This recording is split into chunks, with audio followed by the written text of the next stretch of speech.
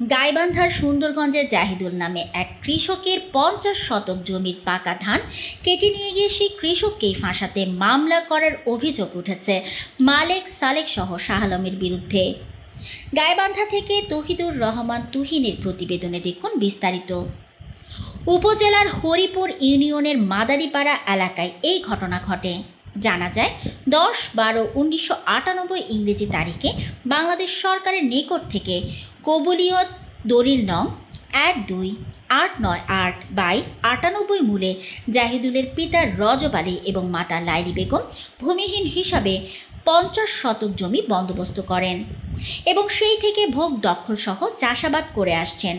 বর্তমান মৌসুমে ইরি ধান রোপণ করার পর রোপণকৃত ধানগুলি পরিপক্ক হলে পূর্ব শত্রুতার জেরে 9 মে শুক্রবার সকালে খালেক মালেক শাহ আলম সহ আরও বেশ কিছু লোকজন দেশীয় অস্ত্রে সজ্জিত হয়ে এই 50 শতক জমির পাকা ধান কেটে নিয়ে যায় ও উল্টো কৃষক জাহিদুলকে ফাঁসাতে 18 জনের উল্লেখ করে অজ্ঞাত 5 থেকে 6 জনের নামে একটি মামলা দায়ের করেন।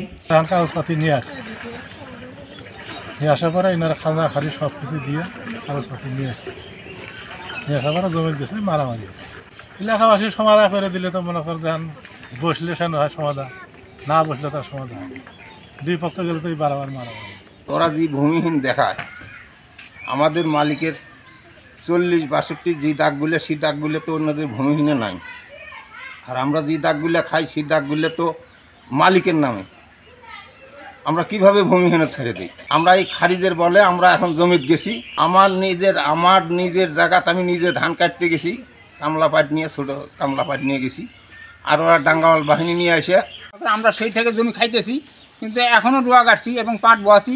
আমরা ধান কাটতে গেছিলাম চাই এবং জমি আমরা জমি যাব যেন ওরা না মারতে পারে, সেই আমরা ক্যাপাসিটিটা আমরা যাইতে চাই। এরপরেও বসা হয়েছিল এত কাগজপাতি, এখন আমারটা দেখে তো এখন মনে করি দেখছি, আগের সময়ও ছিল না, সেই সময় আমরা কাগজ তুলতে পারিনি কে, এখন কাগজপাতি তুলে দেখি এখন আর ওরা চাপে না, ওরা হ্যাঁ আগের কাগজ শো করে, এখনকার কাগজ তো ওরা দেখাতে পারবে না। খালেক হাজি আব্দুল মালেক আব্দুল মাল্লম এই 3 ভাই কিনে নিছে, কিনে নিয়ে আরে আবার 30-40 বছর আড়াই খাইতেছে। তারপরে এটা হয় যে গন্ডগোল শুরু হয়ে গেছে, জমির মালিক এরাই, এলাকাবাসী জমি চাই আর এর বিষয় যে মাঠডেট দিছে এটা কঠিন বিষয় চাই। এদিকে জাহিদুলেরা থানায় অভিযুক্তদের মুচলেকা অঙ্গীকারনামা, ইউনিয়ন পরিষদ ও কোর্টের রায় পেলেও এর কোনো প্রতিকার পাচ্ছেন না। বর্তমান তারা মামলার বোঝা নিয়ে মানবেতর জীবনযাপন করছেন। এ বিষয়ে অভিযুক্ত খালেক মালেকেরা বলেন, ওই জমি আমরা ক্রয় সূত্রে প্রাপ্ত, আমাদের জমি কেন বন্দোবস্ত হবে? বর্তমানে আমরা জমির খাজনা খারিজ করে দীর্ঘদিন থেকে নিজ দখলে ভোগ করে আসতেছি। কিছুদিন পূর্ব থেকে জাহিদুলেরা ওই জমি তাদের বলে দাবি করে জোরপূর্বক দখল করার জন্য 9 মে সকালে পরিকল্পিতভাবে জাহিদুল সহ আরও 5-6 জন আমাদের আবাদকৃত পাকা বোরো ধান কেটে নিয়ে যায় এবং আমাদের বেশ কয়েকজনকে গুরুতরভাবে আহত করে। মালেক খালেক আর মাল্লম এই 3 জন ধান কাটি নিয়ে এসে নিয়ে যাওয়ার পর ওই মানে কিছু মারামারি হয়, ধান কাটি নিয়ে চলে গেছি।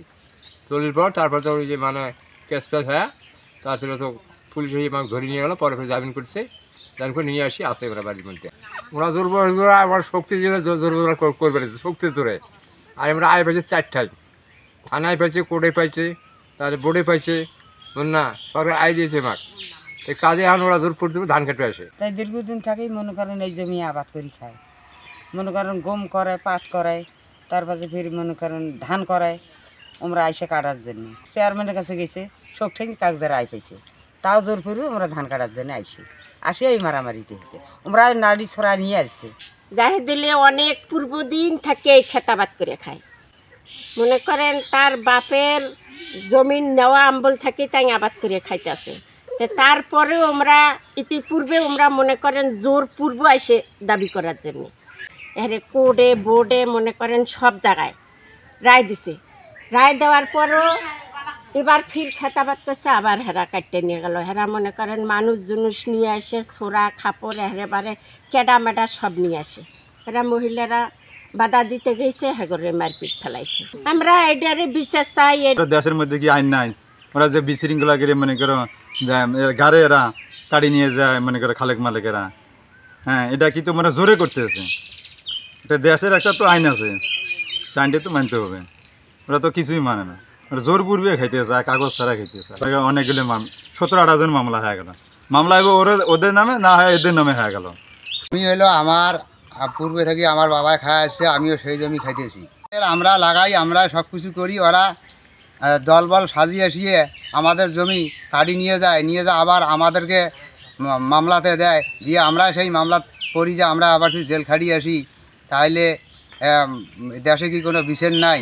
জীবনের হুমকি ধামকি মেলা কিছু আছে, ওরা ছড়া খাবার অমুক টমুক দিয়ে আমাদের ভয় ভীতু দেখাচ্ছে যে আমরা আইন বুঝি না, গাইন বুঝি না, আমরা জোরপূর্বক খাবো, এই নিয়ে আমরা মারার জন্য ষড়যন্ত্র করে।